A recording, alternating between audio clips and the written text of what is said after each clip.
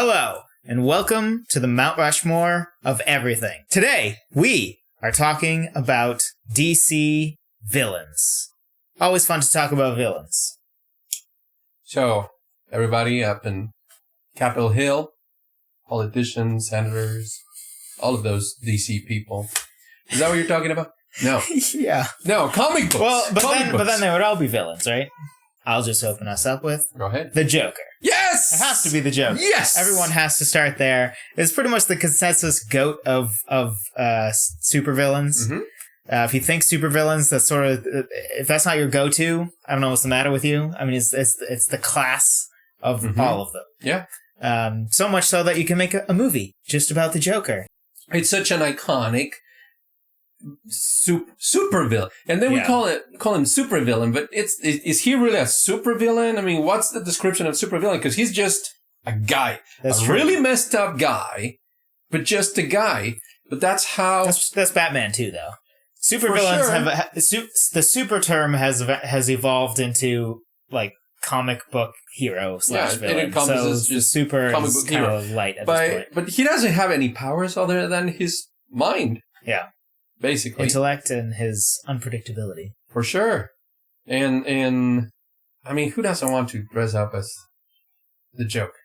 I have twice. I haven't, but just because I think I just respect him so much to say I'm not going to do good credit to the character. Yeah, so that's totally fair. And I had, I mean, you know, my dad had has a costume, this guy's store, and I had the official Jack Nicholson outfit when I first watched the Tim Burton movie with Jack Nicholson. It was just fascinating to see him. And because if you remember, I don't know if you ever saw the 60s TV show. I have. It's a little painful. It is. But it's also very funny. Right. And the Joker there, Caesar, I can't remember his last name right now. But he did a very good job at playing the Joker. All that to say, yeah, the Joker. For sure. So, number 2. It is also, of course, from the DC universe. Because that's what we're talking about today. I thought that was what. You're like, oh no, I'm not prepared. Don't scare me. It is not a Batman villain. But it is a villain of one of the Trinity of DC Comics. And it is Lex Luthor. Lex Luthor, yes. For sure. As much as he feels like he has lost some ground. Well, but it's not his fault. Come on. Yeah. It still is, like, if you just think DC villains, if he's not the second one that comes to mind, I would be a little confused. And if he's not, it's probably because Batman's rogues gallery is so deep. Yeah. But as far as iconicness, you know, the obvious... as far as DC, there's a lot of top heaviness going on with heroes and villains. And then, and even within them, like I would argue the Joker and then Batman's rogues gallery is pretty good, but there's still a pretty wide gap from the Joker to whoever you would put at number 2. And Lex Luthor's kind of the same thing. Like he's the Superman villain. And then there's a pretty decent gap until wherever you get to number 2. General Zod, right. Bizarro. Like I don't know who you put at number 2. But there's a pretty wide gap there. So yeah, Lex Luthor's well, his obsession with Superman. I don't think that. I don't think there is another villain in the Superman mythology that is as obsessed with Superman as Lex Luthor is, or as important too. It's as important too. Yeah, the iconic bald villain. Is he the one that you would consider sort of borderline non-negotiable? I would almost consider a non-negotiable. Okay. And it was my non-negotiable. For sure. And so my third one, and I have a very, I think, compelling reason why I chose this guy, because it is a guy. But I'm going to go with Doomsday. Okay. Doomsday, and because, obviously, you know, he killed Superman. And I remember the big news that, like, everywhere in the world, as far as I know, everybody was talking about Superman is dead. Superman is dead. No, come on. Who did it? Doomsday. And I didn't know much about Doomsday, but then started back in the it was, I think, early 90s, mid 90s, middle of the 90s when that whole thing happened. And I thought, okay, well, this is a bad guy. This is definitely a bad guy. And then I was disappointed they brought him back. I mean, yeah, you want to have Superman, but it's like, you already killed him. You didn't find anything else to do. You needed to kill him. Comic books in a nutshell. Yeah. That's why I don't know when all the comic book people freak out when the movies don't follow the comics, and you're like, is that really what you want though? Yeah. Let's not pretend all the comics are of this great quality. At some point they're a serial thing that just comes out every week, and they pump it out, and it has to keep going forever. Superman's been alive since the 40s now. Yeah. I don't think you really want that in your movies. There's no consequences to anything long term.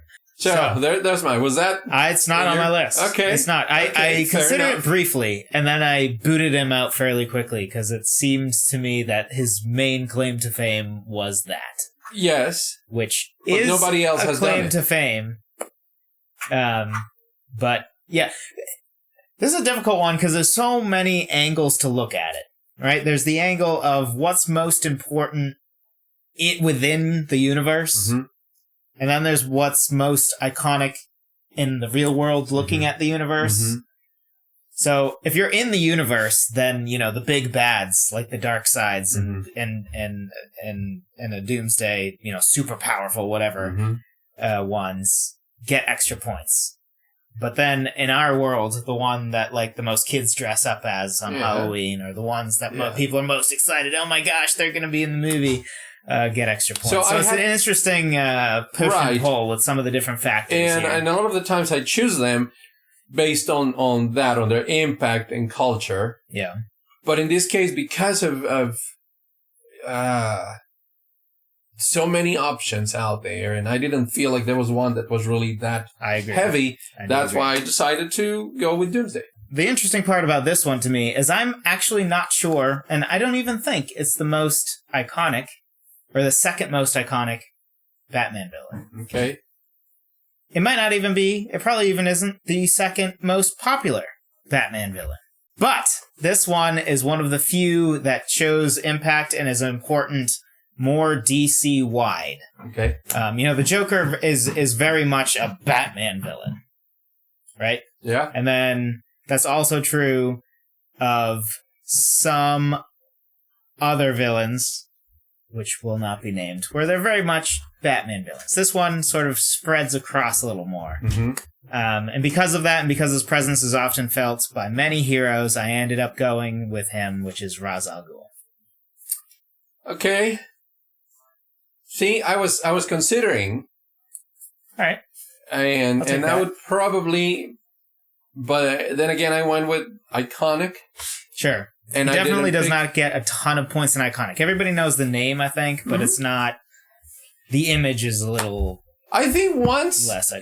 if you were not very familiar with comics, once the first Nolan movie came out, then you knew who he was. Sure. But before him, he was a pretty obscure. Sure. Or if you watch the cartoons, sometimes they would bring him in the cartoons. Yep. But not really super famous. Sure. So do you want to know my fourth one? Yes. Let's dive into the fourth one. I want to discuss some of my thoughts on overall, and I can't do that until I've revealed the four. So, again, and it seems that these two, Superman and Batman, have just the biggest, coolest villain. So I'm going with a Batman villain again. Okay. And it's not a he, it's a she. Catwoman. Interesting. That's one that I considered until I decided for me she was middle ground. She's kind of an anti-hero / villain / lover, which is why I kind of kicked her out. But I don't think she doesn't. I just use that as an excuse to clear the air to try to narrow it down because it's very hard to pick the third and fourth one. We still consider it's her a solid choice. Villain. Yeah, it's a solid choice. So okay. Yeah, I can't argue with that. Actually, my other one is also Batman again. But he also stretches into some other things. And then as far as iconic, and as far as especially popular in the last 10 years, he seems to have a very large presence, and that is Deathstroke. Because that is one that is extremely popular among everyone. Batman people love him, and then he's known outside of Batman. I mean, he was everybody's favorite villain in Arrow. Yeah. He's the main Teen Titans villain. He's in a lot of different things. And as far as like the iconic mask, everybody knows the mask of Deathstroke. Also, maybe surprisingly to me, when I did go to Ranker and some other things for a little bit of feedback of where the population sees different villains, I was actually surprised to see him. I believe he was at number 2. Really? Of course, only behind the Joker. Number 2 for DC, yeah. And I think even for when I saw both, he was in the top 4 still, which kind of surprised me.